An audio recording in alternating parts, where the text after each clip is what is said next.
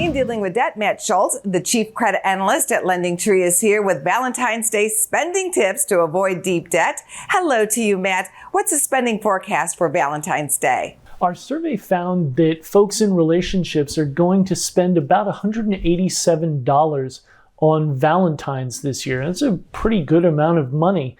And that is about 10% down from last year, but it's significantly up from the previous 2 years. So it clearly shows that even though spending's a little down this year, that people are still very much invested in Valentine's Day. And one of the other things that we found, unfortunately, is that about a quarter of the people who are going to be spending on Valentine's Day said that they may end up taking on some credit card debt in the process, and about half of those folks say that it's going to take more than a couple months to pay off. It's important to understand that your partner probably doesn't want you to go into debt over Valentine's Day because that's their debt too in a lot of ways. So be careful, be thoughtful, be planful. There are ways to be creative when you are thinking about Valentine's Day and ways to show somebody that you care without piling on a whole bunch of debt. What should people do to make sure they do not overspend? Yeah, one of the great things about Valentine's Day is that you don't have to necessarily spend a whole lot of money to make an impact. A home-cooked meal under candlelight can be a super romantic thing and relatively inexpensive, certainly compared to going out to a restaurant. So that is certainly a way that you can be creative and keep your costs down.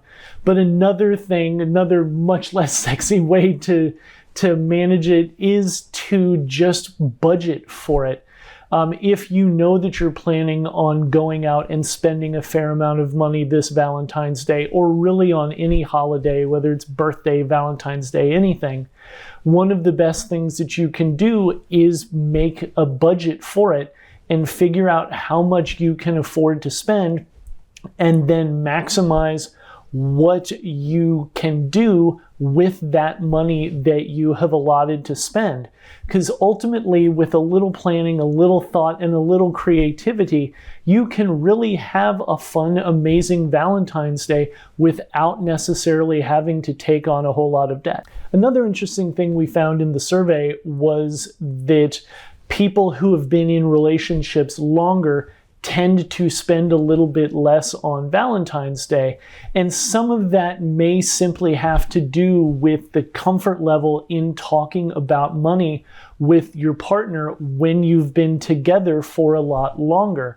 So you may feel a little more comfortable, for example, setting spending limits on Valentine's Day, or just having a conversation about where your family stands financially and what you can afford to do on Valentine's Day. Those sorts of things are good. They may not be the most romantic thing to do, but they can really save you money in the long run. And they can be a really good part of a good, open, honest relationship. So it's certainly worth thinking about. It may not be the most, it may be a bit of an awkward conversation, but it can be an important one too. Thank you, Matt, and have a happy Valentine's Day.